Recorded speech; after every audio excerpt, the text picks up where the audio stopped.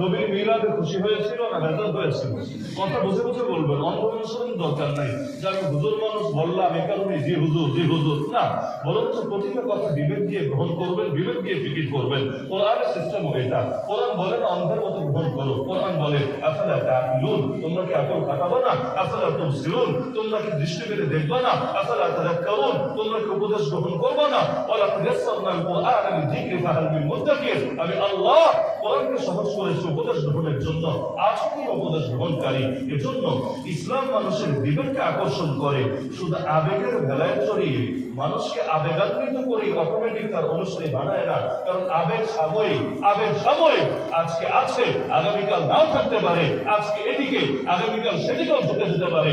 কিন্তু বিবেক থেকে যদি আবেগ উৎসাহিত হয় ইনশাআল্লাহ জান যেতে পারে, তবু আদর্শ থেকে মানুষ সরতে রাজি হবে না। এজন্য শেখ আব্দুল্লাহ আজম রহমতুল্লাহর একটা কথা আছে, কেউ যদি জিহাদের ময়দানেও আবেগ থেকে আসে, আবেগ মানে কি? কাউকে নিহত হতে দেখেছে, শহীদ হতে দেখেছে, এরকম পরিস্থিতিতে জিহাদের ময়দানে এসেছে, এক আবেগ নিয়ে এসেছে, ভিন্ন আবেগটাকে ময়দান থেকে সরিয়েও দিতে পারে। কিন্তু যদি আকীদা থেকে আসে, বিবেকের কারণ থেকে আসে, বুঝার সাথে আসে, শাহাদাত ছাড়া কোনো জিনিস নাই যা তাকে ময়দান থেকে সরাতে পারে। আল্লাহ রাসূল সাল্লাল্লাহু আলাইহি ওয়াসাল্লামের মিলাদে আবু লাহাব খুশি ছিল না বেজার ছিল? কম খুশি ছিল না বেশি খুশি ছিল? কারণ আমি আপনি আল্লাহ রাসূল সাল্লাল্লাহু আলাইহি ওয়াসাল্লামের আগমনে খুশি হয়ে কি করেছি?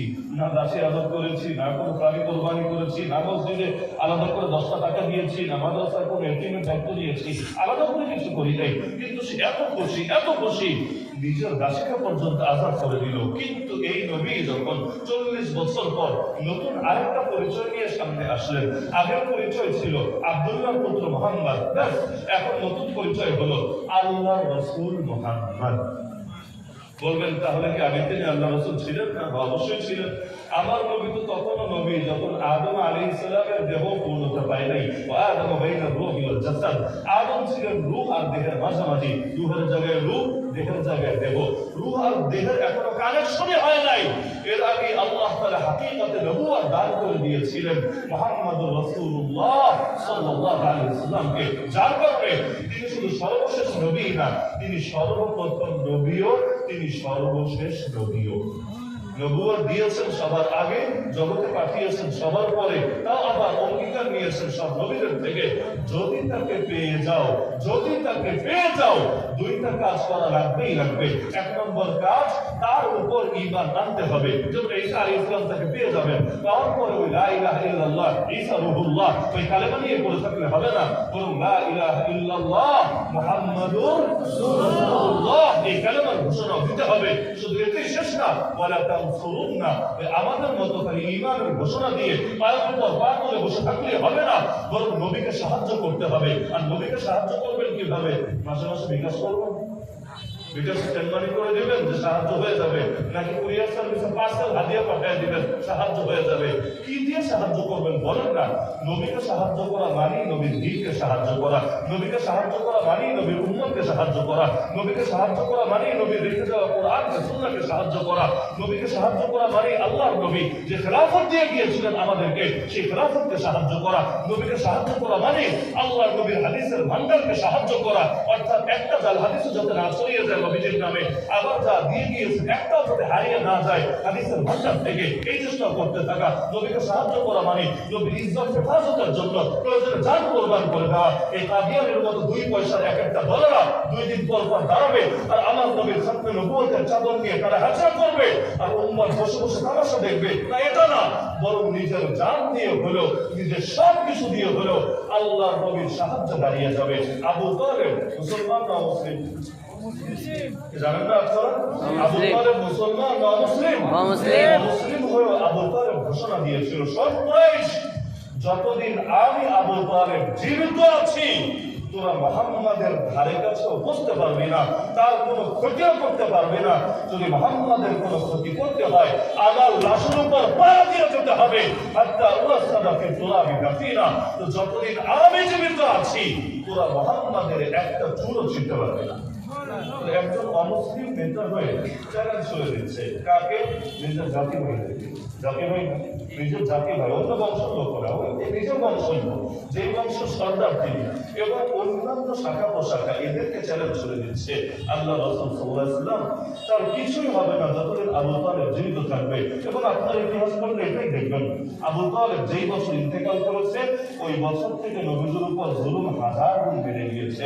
নামাজে দাঁড়ালে পর্যন্ত গলায় চাদর পেঁচিয়ে শ্বাস রুদ্ধ করে হত্যা করার চেষ্টা করা হয়েছে। এটাও সেই বছর যে বছর আবু তালেব চলে গেছেন, একই বছর আল্লাহ খাদিজা রাদিয়াল্লাহু তাআলা আনহার ইন্তেকাল হয়ে গেছে। এরপর আল্লাহ রাসূলকে হত্যা করার জন্য তার ঘরকে পর্যন্ত ঘেরাও করে ফেলেছে। আবু তালেব একটা অমুসলিম হয়ে যদি নবীর সাহায্যের জন্য নিজের জান উপস্থাপন করে দিতে পারে, তাহলে আমি কি আর আপনি কি? আমরা তো অমুসলিম না, পাপী হতে পারি, পাপী হতে পারি, কিন্তু অমুসলিম তো না। আপনি চিন্তা করেন, এই দেশের 90% মানুষ মুসলমান, সবাই যদি এই আবু তালেবের মতো কথা বলতে পারত, তাহলে আজকে এই বাংলাদেশটা এক টুকরা সোনার মদিনায় পরিণত হয়েছে। কিন্তু কেন হয় নাই? মুসলমানের তো হাইব্রিড ফলন, বাম্পার ফলন, কিন্তু কি হবে? ওই আবু তালেব অমুসলিম হয়ে যেভাবে নবীজির পাশে দাঁড়াতে পেরেছিল, আমি আপনি পারি না তো? একটা চাকরির জন্য নবীর আদর্শকে কোরবান করে দিই, একটা ভোটের জন্য নবীর আদর্শকে কোরবান করে দিই, দুনিয়া সামান্য একটা ধান্দার জন্য নবীর আদর্শকে কোরবান করে দেই, এমনকি কোনো ওজোর ছাড়াও কোরবান করে দিই। যেন নামাজ পড়ে না, কি ওজোর? নামাজ পড়লে চাকরি যাবে, নাকি নামাজ পড়লে জেলে ঢুকবে, নাকি নামাজ পড়লে তারা নিয়ে আয়না ঘরে পড়বে? মানে যুক্তিটা কি বলেন না? যুক্তিটা বলেন আপনি। অন্য লাইনে যুক্তি দিতে পারবেন, হুজুর হক কথা বলতে পারবো না, হক কথা বললে জানের খতরা আছে, হক কথা বললে পরিবারের উপর বিপদের আশঙ্কা আছে, হক কথা বললে জেলে যাওয়া লাগতে পারে, হক কথা বললে আমাকে গুম করে ফেলতে পারে, হক কথা বললে গুপ্ত হত্যা তো করে দিতে পারে। আমার লাভ। কিন্তু নামাজ পড়লে আপনার কি হবে বলেন না, রোজা রাখলে আপনার কি হবে বলেন না, হজ করলে আপনার কি হবে বলেন না, হিসাব করে ঠিকভাবে যাকাত দিলে আপনার কি হবে বলেন না, মানুষকে দাওয়াত দিলে আপনার ক্ষতি কি হবে বলেন না, আর আইন পরিমাণ অন্তত এলেম শিখলে আপনার ক্ষতি কি হবে বলেন না, নিয়মিত জিকির আজকাল অন্তত ইস্তেগফার করলে আপনার ক্ষতি কি হবে বলেন না, আল্লাহর নবীর শানে বেশি বেশি দুরূদ পড়লে আপনার ক্ষতি কি হবে বলেন না, নিজের আখলাকটাকে সুন্দর করলে, আদবকে সুন্দর করলে আপনার কি ক্ষতি হবে বলেন না। তো যেগুলোতে কোনো ওজর নাই ওগুলো আমরা করি না, এটাই বাস্তবতা। কোনো ওজর নাই, তারপর আমরা করি না। দরকার ছিল ফজরে মুসল্লি সবচাইতে বেশি থাকবে, কারণ জোহরে চাকরির ঝামেলা আছে, স্কুল কলেজের ঝামেলা আছে, বিভিন্ন রকম পেরেশানি আছে, আসলে ব্যস্ততা আছে, মাগরিব এশার টুকটাক ব্যস্ততা সবারই থাকে। ফজরে কি ব্যস্ততা বলেন আমাকে? কোন ব্যস্ততা? ফজরে কি আপনি অফিসে, নাকি আপনি কোর্টে, নাকি আপনি স্কুলে কলেজে? কি ব্যস্ততা আমাকে বলেন?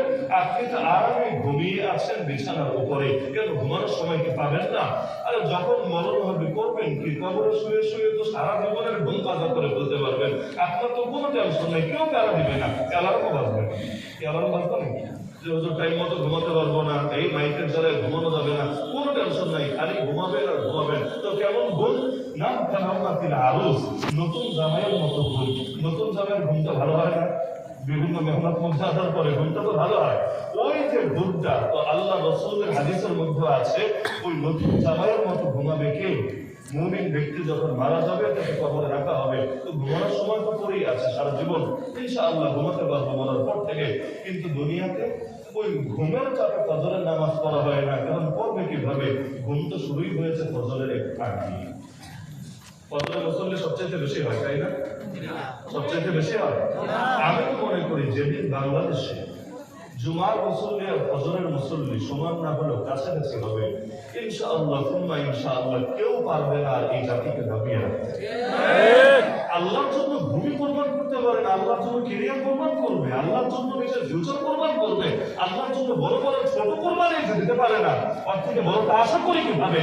বছরে 2-1 দিন হতে পারে, অস্বাভাবিক না। সে চেয়েছিল ঘুম থেকে উঠতে, কিন্তু উঠতে পারে নাই, হতে পারে। তো নিয়মিত যদি অভ্যাস বানিয়ে ফেলে, তাহলে মুসলমান কিভাবে বলা যেতে পারে? আমাকে বলেন না। ও রাদিয়াল্লাহু তাআলা আনহু নামাজের ইমামতিতে দাঁড়াবেন, বলবেন রাষ্ট্রপ্রধান আবার ইমামতি করে? হ্যাঁ, ইসলামের সিস্টেমটাই আমার। মসজিদের ইমাম যিনি, জাতীয় মসজিদের ইমাম যিনি, রাষ্ট্রের আবার প্রধানও তিনি। আল্লাহ রাসূলের সময় তিনি ইমাম না? আবু বকর, ওমর, ওসমান, আলী রাদিয়াল্লাহু আনহুর সময় তারা ইমাম না? আমরাও বললে যদি কষ্ট পান, তাহলে আমি বলি, আমিও এমন এক বাংলাদেশের স্বপ্ন দেখি যে বাংলাদেশের রাষ্ট্রপ্রধান হবেন যিনি বাইতুল মুকাররম এবং জাতীয় ঈদগাহের খাতিব হবেন। বাংলাদেশ দেখতে মনে চায় না? এমনকি ওই শাসকের আনুগত্য করাও আমার ইবাদত হয়ে যাবে, আমার ইবাদত হয়ে যাবে। আতিউল্লাহ ওয়া আতিউর রাসূল ওয়া উলিল আমরি মিনকুম। আনুগত্য করো আল্লাহ, আনুগত্য করো রাসূলের। এবং 3 নম্বরে যার নাম বলা হচ্ছে, তোমাদের ভেতরে, তোমাদের মধ্য থেকে যারা নেতৃত্বের অধিকারী তাদের, তোমাদের মধ্য থেকে। এবং তাদের মধ্য থেকে বলে হবে না, তাদের মধ্য থেকে মানে কি? নেতৃত্বের অধিকারী তো নরেন্দ্র মোদীজিও, নেতৃত্বের অধিকারী তো অমিত শাহ, নেতৃত্বের অধিকারী তো এরকম বহু সাজের দুনিয়াতে আছে। এখন ওদের আনুগত্য করা কি আল্লাহ এবং রাসূলের আনুগত্য হবে? না। পারলে ওদের 2 গালে 2টা জুতার গায়ে দিলে এটা আল্লাহ এবং রাসূলের আনুগত্য হবে। ওমর রাদিয়াল্লাহু আনহু নামাজের কাতারে এসে দাঁড়িয়েছেন, ইমামতির কাতারে। ইকামত হলো, নামাজ তিনি শুরু করেছেন, সবেমাত্র সালাত পড়ছেন, এখনো সূরা ফাতিহা শুরু করতে পারেন নাই। সুবহানাল্লাহি ওয়া বিহামদিহি ওয়া তাবারাকা ইসমুহু, সালাতের ভিতরে আছেন। এর মধ্যে হঠাৎ করে এক আগুন পূজারী, আরবিতে বলে মাজুসি, অগ্নি পূজক, এক আগুন পূজারী মুশরিক মসজিদের ভেতরে ঢুকে গেলেন। ওমর রাদিয়াল্লাহু আনহু আগে তিনি কিছু আশ করতে পেরেছিলেন, তিনি শেষ সময় এসে আইন করে দিয়েছিলেন মদিনার ভেতরে মুসলমান ছাড়া অন্য কেউ তো প্রবেশ করতে পারবে না, একটা হাদিসই আছে। তিনি এক্সট্রা বললেন গোলাম হিসাবেও, মানে কোনো চাকরি বাকরির জন্য, কোনো ব্যক্তিগত কাজের জন্য, অফিসিয়াল কোনো দায়িত্বের জন্য কোন অমুসলিমকে মদিনা শরীফের মধ্যে আনা যাবে না, কোনোভাবে নিষেধ করে দিলেন। কিন্তু এক সাহাবী বললেন, এ আমিরুল মুমিনিন, আমার একটু কথা আছে। কি কথা? আমার এমন একটা গোলাম আছে, ধর্ম পরিচয় মুসলমান না, মুশরিক, আগুন পূজা করে, কিন্তু এত যোগ্যতা, সে একদিকে কাঠমিস্ত্রি, আরেকদিকে ভালো লিখতে জানে, আরেকদিকে ভালো পড়তে জানে, আরেকদিকে অফিসিয়াল দায়িত্বগুলো খুব ভালো করতে পারে, এক কথা অলরাউন্ডার, ওর যোগ্যতার অভাব নাই। এইরকম একটা গোলাম মুসলমানদের মধ্যে আমি খুঁজে পাই না। তাকে যদি আপনি অনুমতি দেন, সে বিশ্বস্ত, সে নির্ভরযোগ্য, ইনশাআল্লাহ কোনো ক্ষতি হবে না। কিন্তু তার দ্বারা আমার কাজের অনেক লাভ হবে, আর আমার লাভ হলে আমি যেহেতু রাষ্ট্রীয় কর্মকর্তা, এই লাভ মদিনারই হবে, লাভ আপনারই হবে, লাভ ইসলামেরই হবে। ওমর রাদিয়াল্লাহু আনহু দিল চাচ্ছিল না, কিন্তু বারবার পীড়াপিড়ির কারণে তিনি অনুমতি দিলেন। যে আশঙ্কা করেছিলেন পরে তাই হলো। ওই আগুন পূজারীটাই ওমর নামাজের মধ্যে দাঁড়ানো ইমামতির কাতারে, এই অবস্থায় মসজিদের ভেতর ঢুকে হাতের ভেতরে লম্বা একটা ছুরি ছিল, এটা দিয়ে একের পর এক তার শরীরে আঘাত করতে লাগলো। সর্বশেষ আঘাতটা নাভির নিচে, তল পেটে পুরো ছুরিটা একসঙ্গে ঢুকে গেল। ওমর রাদিয়াল্লাহু আনহু তখনও ওই অবস্থায় আছেন। যখন এখানে ঢুকে গেল, আবার টান মেরে বের করে দিল, তখন হাল কেমন হলো, ধরধর রক্ত বের হয়ে যাচ্ছে, এবং তিনি বুঝতে পারছেন তিনি মনে হয় আর বেশিক্ষণ দাঁড়িয়েও থাকতে পারবেন না, অজ্ঞান হয়ে যাবেন, বেহুশ হয়ে যাবেন। তাকে আঘাত করে সেই ঘাতক পালিয়ে যাওয়ার চেষ্টা করলো। সামনের দিকে যে সাহাবীরা ছিল তারা তাকে আটকাতে চাইল, তাকে গ্রেফতার করতে চাইল, কিন্তু হাতে যেহেতু ছুরি আছে, একজন করে 10-এর অধিক সাহাবীকে সে ছুরি দিয়ে আঘাত করে বসল, যার মধ্যে 6 থেকে 7 জন পরবর্তীতে শহীদ হয়ে গিয়েছিল, বাকিরা গুরুতর জখম হয়েছিল। অবশেষে এক সাহাবী পেছন থেকে নিজের চাদরটা গা থেকে খুলে সেই খুঁটির মাথার উপরে ছুঁড়ে মারলেন। তো চেহারা যখন ঢেকে গেল, আর তো দেখতে পাচ্ছে না। এবার বাকি সাহাবীরা তাকে সেখানে আটকে ফেললেন, কিন্তু তখনও সে সর্বশক্তি প্রয়োগ করে যাচ্ছে। তো তারা বুঝলেন রিস্কে গিয়ে আর লাভ নাই, সেখানেই ওর বাবুলের সঙ্গ করে দিলেন, ওকে জাহান্নামের পথে পাঠিয়ে দিলেন। এদিকে ওমর রাদিয়াল্লাহু তাআলা অজ্ঞান হয়ে যাবেন এমন অবস্থা, তার পেছনে দাঁড়ানো ছিল, তাকে ইশারা দিলেন, তুমি সামনে আসো, নামাজের হাল বলো। নামাজ যাতে মুসল্লিদের নষ্ট না হয়, বরং আমি অসুস্থ হয়েছি তাতে কি, বাকি নামাজে তুমি ইমামতি করো। তিনি অজ্ঞান হয়ে পাশে পড়ে গেলেন। ওদিকে নামাজ সুন্দরভাবে সমাপ্ত হলো, তাকে ধরাধরি করে রুমের ভেতর নিয়ে যাওয়া হলো। দীর্ঘ সময় পর যখন তার জ্ঞান ফিরল, গল্প শোনার উদ্দেশ্য না, শুধু একটা বাক্যের জন্য এত লম্বা করে গল্পটা বলতে হলো। আল্লাহর বান্দার যখন জ্ঞান ফিরল, প্রথম প্রশ্নটাই করলো, আসাল্লাহ নাস, জলদি আমাকে বলো, মানুষ কি নামাজ আদায় করে নিয়েছে? সবাই বললো না, লোকেরা নামাজ পড়ে নিয়েছে। তিনি দ্বিতীয় কথা বললেন, লা ইসলাম লিমান তারাকা সালাহ, যে ব্যক্তি নামাজ ত্যাগ করে ওর কোনো ইসলামই নাই, ও নিজেকে মুসলিম পরিচয় দেওয়ার কোনো যোগ্যতাই রাখে না। এরপর এই অবস্থায় বললেন, অবস্থায় বললেন, আমাকে উযু করানোর ব্যবস্থা করো। উযু করানো হলো, সংক্ষিপ্ত ভাবে 2 রাকাত নামাজ আদায় করলেন। এরপর সুস্থ হয়েছিলেন তারা, ওই আঘাতেই কিন্তু তিনি শহীদ হয়ে গিয়েছিলেন। তো শাহাদাতের আগেও সে শিক্ষাটা কি দিয়ে গিয়েছিলেন চিন্তা করেন। আমার অবাক লাগে, এই 12 রবিউল আউয়াল যারা নবীর জন্ম এটাকে হ্যাপি বার্থডে পালন করতে গিয়ে পুরো দিনটা মেতে থাকে। এদেরও কিছু মানুষ এই বছর আমার নিজের চোখে দেখার সুযোগ হয়েছে। একদিকে মসজিদে যোহরের নামাজ চলছে, আরেকদিকে আল্লাহর বান্দারা ট্রাকের মধ্যে নিজেদের গান বাজনা নিয়ে বসে আছে। ওদের শোডন জারি, এদিকে মসজিদে নামাজ শুরু হয়েছে। অথচ আমার নবী বিদায়ের আগে সর্বশেষ দুটো উপদেশ কি ছিল? আসসালাম আসসালাম ওমা বারাকাত আইমানুকুম, উম্মত নামাজ নামাজ এবং তোমাদের মালিকানাভুক্ত সম্পদ বা মালিকানাভুক্ত ভাষাশী। আল্লাহ রাসূলের শেষ কথাই ছিল, শেষ নসিহত ছিল উম্মতের উদ্দেশ্যে এটা, যেই রাসূল ওয়াফাতের আগে নামাজ নিয়ে পেরেশান, ওয়াফাতের আগে উম্মতকে নামাজের কথা বলে যাচ্ছেন, ওই রাসূল সাল্লাল্লাহু আলাইহি ওয়াসাল্লাম ওয়াফাতের আলোচনাই বাদ দিয়ে দিয়েছে। এখন নবীগুলো বলছে ওয়াফাত নিয়ে আলোচনা নাই, ওয়াফাতের আগে উপদেশ নিয়ে আলোচনা নাই, নবীর গোটা জীবন নিয়ে আলোচনা নাই, আলোচনা করে জন্ম জন্ম আর জন্ম, যেন জন্মটাই শেষ কথা, এরপর আর কোনো আলাপই নাই। এমনটা হয় না? এমনটা হয় না? অথচ আবু লাহাবের গল্প মনে আছে তো? নবীর জন্য সবচাইতে খুশি, অথচ নবীজি যখন প্রকাশ্যে দাওয়াত দিলেন, প্রথম দিকে প্রকাশ্যে দাওয়াত দেন নাই, বরঞ্চ আল্লাহ রাসূল সাল্লাল্লাহু আলাইহি ওয়াসাল্লাম প্রথমে তো ব্যক্তিগতভাবে নিজের আপনজনদেরকে বোঝানোর চেষ্টা করেছিলেন। আমরা তো অনেকে মাশাআল্লাহ দুনিয়া সবাই দাওয়াত দিয়ে জান্নাতি বানায় ফেলি, তো নিজের ফ্যামিলিকে ঠিকভাবে দাওয়াতটা দেওয়া হয় না, তাদেরকে আমরা কনভিন্স করার চেষ্টাও করি না। ভাবতে আমার দুনিয়া সবাই জান্নাতে নিয়ে যাবো, আমার ফ্যামিলিটা জাহান্নামে থাক। তাহলে আমি চিন্তা করি বাংলাদেশে যে অশ্লীলতা ছড়িয়ে পড়েছে, বেহায়াপনা ছড়িয়ে পড়েছে, এই যতগুলো নারীর দ্বারাও মনে করেন এই কাজগুলো সমাজে বাস্তবায়ন করা হচ্ছে, এদেরকে পরিবারের কোনো আত্মীয় কেউ না কেউ তো আছে। যদি বাপ না থাকে মা আছে, মা না থাকলে ভাই আছে, ভাই না থাকলে চাচা আছে, কেউ না কেউ তো আছে। আসমান থেকে তো অটোমেটিক ডাউনলোড হয়ে আসে নাই যে না তার কেউ নেই দুনিয়াতে, বৃষ্টি হচ্ছিল হঠাৎ আসমান থেকে নেমে এসেছে, এমন কোনো ব্যাপার তো না। অভিভাবকরা যদি সচেতন হতো, এই বাংলাদেশ ঠিক হয়ে যেত নাকি যেত না? কারণ সবাই তো কোনো না কোনো অভিভাবক আছে, দেশের অভিভাবক যেমন সরকার, সমাজের তো অভিভাবক আছে, গ্রামের তো অভিভাবক আছে, পরিবারের তো অভিভাবক আছে। এই সব অভিভাবক যদি সোজা হতো, পুরো বাংলাদেশটাও আলিফের মতো সোজা হয়ে যেত। কিন্তু কে কেন নসিহত করবে? সন্তানকে নামাজের জন্য পিটানোটাও নবীর সুন্নাত, জানেন কি না? 10 বছর যদি বয়স হয়, বাচ্চা যদি নামাজ না পড়ে, তাকে মৃদু শাসন করে, হালকা আঘাত করে, এটা নবীর সুন্নাত নাকি সুন্নাত না? কিন্তু কোন বাপে শাসন করতে পারবে? যেই বাপ নিজেও নামাজ পড়ে না ঠিকভাবে, ওই বাপে? নাকি যেই বাপ নিজেও তো নামাজ আদায় করতে পারে সে? এই জন্য এই সুন্নত হারিয়ে গেছে সমাজ থেকে। সুন্নতের উপর আমল করবে কে? আমাদের তো নামাজের সময় হয় দাড়ি পাকলে, নামাজের সময় হয় চুল পাকলে, এর আগ পর্যন্ত আমাদের নামাজের সময় হয় না। ওই যখন বোনাস লাইফ আছে, বোনাস লাইফ মানে হলো চাকরি বাকরি শেষ, দুনিয়া ভোগ করা শেষ, এটা পছন্দ হয়েছে, এখন মনে করে আল্লাহর জন্য কিছু করতে হবে, রাসূলের জন্য কিছু করতে হবে, ব্যাস এর আগ পর্যন্ত মনেই করে না মসজিদের কথা। অথচ যুবকরা যদি ইবাদত করে, কিয়ামতের দিন আরশের নিচে তাদের জন্য স্পেশাল ব্যবস্থা থাকবে। শাআবুন নাশআ ফি ইবাদাতিল্লাহ। তো এই আবু লাহাব প্রকাশ্য দাওয়াত দেওয়ার পরে প্রথম বেয়াদবিটা করেছিল কে? এই আবু লাহাব। নবীর জন্য খুশি হয়ে সবার আগে গোলাম আজম করলো, নবীর দাওয়াত পেয়ে সবার আগে।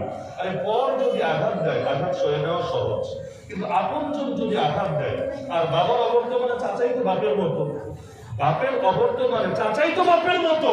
অনেকে লাগে যে চাচারে বড় আব্বা, ছোট আব্বা ডাকে না? আরে ডাকে না? যেখানে চাচার কাছ থেকে সবচেয়ে সিম্পথি পাওয়ার কথা, সবচেয়ে বেশি মহব্বত ভালোবাসা পাওয়ার কথা, সেখানে নবীজি দাওয়াত দিলেন, কত সুন্দর করে বুঝালেন, আঙ্গুল উঁচিয়ে নবীকে ধিক্কার দিয়ে বলল, তাব্বান লাকা ইয়া মুহাম্মদ আলিহাযা জামাতানা। হে মুহাম্মদ, ধিক্কার তোমাকে, তুমি কি ফালতু কথা শোনানোর জন্য আমাদেরকে এখানে একত্র করেছো?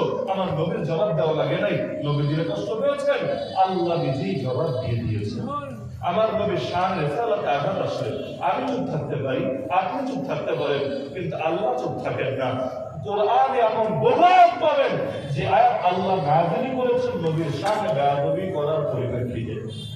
কেউ না কেউ বেয়াদবি করেছে, জবাব নবীর দেওয়া লাগে নাই, জবাব দিয়েছেন কে? আল্লাহ রাব্বুল আলামিন। তো আল্লাহ স্পষ্ট জবাব দিলেন, কি জবাব? সবাই পারে, অন্তত নাম দিলেন না পারার কথা না। তাব্বাত ইয়াদা, মাশাআল্লাহ সবাই পারে। আবি লাহাব ওয়া তাব, আবু লাহাবের দুটো হাত, এক হাত না খালি, এক আঙ্গুল না খালি, ওর দুটো হাত ধ্বংস হোক। এবং ইতিমধ্যে সেটা ধ্বংসের ফয়সালা চূড়ান্ত হয়ে গিয়েছে। শুধু তাই না, এই সূরা শেষের দিকে আল্লাহ এইটাও জানিয়ে দিয়েছেন, সায়াসলা নারান যাতা লাহাব ওয়া তাব, অবশ্যই, কোনো সন্দেহ নেই, অবশ্যই আবু লাহাব প্রবেশ করবে জাহান্নামে, ওর বউ প্রবেশ করবে জাহান্নামে। আর যখন এটা বলা হচ্ছে, আবু লাহাব জিন্দা না মুর্দা? আরে জিন্দা না মুর্দা? মুর্দা লোকের ভেতরে কথা বলা সহজ, কারণ তার হালত শেষ হালত তো সবার সামনেই আছে। ঈমানের সঙ্গে মৃত্যু হলে আমরা বলি ইনশাআল্লাহ আল্লাহ চাইলে জান্নাতি হবে, কুফরের সঙ্গে মৃত্যু হলে অবশ্যই জাহান্নামী হবে, দ্বিধাহীন ভাবে বলা যাবে যদি আসলে কুফরের সঙ্গে মরণ হয়। কিন্তু আবু লাহাবকে যখন বলা হচ্ছে ও জাহান্নামে যাবেই যাবে, তখন জিন্দা না মুর্দা? আচ্ছা, একদিকে জিন্দা আর একদিকে ইসলামের ভুল খোঁজার চেষ্টায় আছে, নবীকে যে কোনো ভাবে পচাতে চাচ্ছে। তাহলে আপনি চিন্তা করেন, স্বাভাবিকভাবে কিন্তু আর মাথায় এটা আসতে পারত যে কালেমা যদি কোনোভাবে পড়ে নাই তাহলে তো এই আয়াত মানুষের চোখে ভুল প্রমাণিত হয়ে যাবে। মাথায় আসতো না এটা, কারণ কালেমা যে পড়বে সে কই যাবে? আরে কালেমা যে পড়বে, কালেমা নিয়ে যে মরবে সে কই যাবে? জান্নাতে। অথচ কোরআন বলছে জিন্দা আবু লাহাব মরার পরে কই যাবে? জাহান্নামে। তাহলে ও যদি ইসলামের আসলেই পছন্দ যেহেতু চেষ্টা করছিল, অত দরকার ছিল এটা অন্তত মানুষকে ধোঁকা দেওয়ার জন্য হলেও মুনাফিক সাজবে, কালেমা পড়ে নিজেকে মুসলমান হিসেবে জাহের করবে। কিন্তু না, দেখেন জিন্দা একটা মানুষ কিন্তু মাথার ভেতরে আসলো না, তার মানে এই নবীর সাথে গাদবি করার পরিণতিতে আল্লাহর অন্তরে ওর আকলে ওর চোখে ওর কানে সবকিছুতে মোহর মেরে দিয়েছেন, ওর জন্য হিদায়াতের দরজায় বন্ধ করে দিয়েছেন। আল্লাহ যদি কারো ব্যাপারে ফয়সালা দেওয়া জাহান্নামী হবে, আর হিদায়াতের দরজা খোলা না বন্ধ? আল্লাহকে সঠিক বলে না ভুল বলে? আল্লাহ যা বলে ব্যতিক্রম কখনো হতে পারে? নবীর সাথে সর্বপ্রথম গাদবি করেছিল ইবলিস আদম আলাইহিস সালামের সাথে, সর্বপ্রথম গাদবি করেছিল ইবলিস। আল্লাহ ওখানে বসেই বলে দিয়েছেন লাআমলা জাহান্নামা মিনকা ওয়া মিম্মান তাবিআকা মিনহুম আজমাইন, আমি তোর দ্বারা আর তোর সব অনুসারীদের দ্বারা জাহান্নামকে পরিপূর্ণ করব। শুধু এটাই না, উখরুজ মিনহা ফাইন্নাকা রাজিম, বের হয়ে যা, তুই চিরবিতাড়িত, চিরকালের জন্য বিতাড়িত। ওয়া ইন্না আলাইকা লানাতি ইলা ইয়াউমিদ্দিন, কিয়ামত পর্যন্ত তুই মালাউন, তুই অভিশপ্ত, তোর উপর আমার লানত থাকবে। আমাকে বলেন, কার উপর যদি কিয়ামত পর্যন্ত আল্লাহ লানত থাকে আর হিদায়াতের দরজা খোলা না বন্ধ হয়ে গেছে? সেজন্য নবীর সামনে বেয়াদবি করা এমন এক জঘন্য পাপ, জেনে বুঝে যদি কেউ করে আর কপাল থেকে হেদায়েত হতে যাওয়ার আশঙ্কা আছে। আল্লাহ মাফ করুন। এজন্য দেখবেন অমুসলিমরা দাওয়াত দিয়ে মুসলমান বানিয়ে ফেলেছেন। কাদিয়ানের পেছনে মেহনত করেন, জেনে বুঝে যারা কাদিয়ানি, যেগুলো জন্মগত ভাবে না বা ওই বাদমার থেকে অল্প পেয়েছে এমন না, জেনে বুঝে যারা কাদিয়ানি, দাওয়াত দিতে দিতে দিতে দিতে দিতে জিন্দেগি বরবাদ হয়ে যায়। বিচার যাই হোক কালকা সামার, যতই বোঝান বিচার যাই হোক কালকা সামার। বেদাতিগুলোরও একই অবস্থা। আপনি বোঝাতে বোঝাতে কোরআন খুলে দেখান, হাদিস খুলে দেখান, একদম দুনিয়ার হাজার কিতাব খুলে দেখান, তো লাভ নাই। ও অন্তরের মধ্যে যেটা ঢুকিয়েছে না সেটাই। এখন জিবরিল আমিন যদি আসমান থেকে নেমে ভিন্নটা বলে তাও মানতে রাজি না। এমন লোক আসে নাকি নাই? আমার নবীর দাওয়াত পেয়ে তাদের অজুহাতের এক একজনের শেষ নেই। কত অজুহাত আমার নবীর দাওয়াত পাওয়ার পরেও, অথচ ওরা যেগুলো আঁকড়ে ধরেছিল এগুলো বেদাত ছিল না। অতীতের সব ধর্ম বিকৃত হয়েছে বেদাতের কারণে। বেদাতের কারণে আল্লাহ কোন যুগে খারাপ ধর্ম দেন নাই। নবী মুসা হাত নিয়ে এসেছিলেন, নবী ঈসা হাত নিয়ে এসেছিলেন, কিন্তু আজকে নবী মুসা অনুসারী যারা বলে ওরা হক না বাতিল, নবী ঈসার অনুসারী যারা বলে ওরা হক না বাতিল। কেন বাতিল? নবী তো বাতিল আনে নাই, কোন নবী বাতিল আনে নাই, ওরা বাতিল কেন? একমাত্র জবাব বেদাতের কারণে। এই জন্যই বেদাতিদের বিরুদ্ধে আমাদের এত শক্ত অবস্থান নেওয়া হয়। কাফেরের দ্বারা এই ক্ষতি হয় না, যে ক্ষতি বেদাতিদের দ্বারা হয়। কাফের কি করবে? জানে মারবে, মারলে সমস্যা নাই, আরো জাগরণ বাড়বে। কিন্তু আমাকে জিন্দা রেখেও যদি আদর্শ পাল্টে যায়, এই অনেক সাধারণ মানুষ আজকাল বলে হুজুর আসল ইসলাম কোনটা, খাঁটি ইসলাম কোনটা? এক এক হুজুর এক একটা বলে, আমরা তো পেরেছান, আমরা কই যাবো? বলে না? আরে বলে না? এই যে ইসলামের নামে বিভিন্ন ভেজাল ভাষণ বের হয়, এর দ্বারা মুসলমান উম্মার ক্ষতি হয় নাকি হয় না? হয়। তো বলছিলাম যে আল্লাহ রাসূলের জন্য আবু লাহাব সবচেয়ে খুশি, কিন্তু নবীর শরীয়ত পেয়ে সবচেয়ে বেজার। আজকের যুগে জিন্দা আবু লাহাব আপনারা সমাজে খুঁজলে পাবেন। কিভাবে? এই গত 12 রবিউল আউয়াল এমন বহুত লোক ঈদের শুভেচ্ছা জানিয়েছে, ঈদের শুভেচ্ছা কি জানেন না? ঈদের শুভেচ্ছা জানিয়েছে যারা প্রকাশ্যে বলে আমরা শরীয়তের আইন মানি না। শরীয়তের আইন তো আমার বাপের দেওয়া আইন, আমার শ্বশুরের দেওয়া আইন। শরীয়তের আইন কার শেখানো আইন? আল্লাহ শেখানো আইন, এবং সেটাও তার নিজস্ব বানানো না, তিনি শিখিয়েছেন কিন্তু বানান নাই। সেটা দিয়েছেন কে? আল্লাহ। আইন মানে কার আইন? আল্লাহ। আইন মানে আল্লাহর আইন, যেটা শিখিয়েছেন মুহাম্মদ রাসূলুল্লাহ সাল্লাল্লাহু আলাইহি ওয়াসাল্লাম। এখন বলে শরীয়তের আইন মানে না, যদিও কথা মিথ্যা। শরীয়তের আইন সবাই মানে। মুসলিম পরিচয় দিলে কোনো না কোনো জায়গায় মানতে বাধ্য বটে। বিয়ে করার সময় কোন আইনে বিয়ে করেছিল?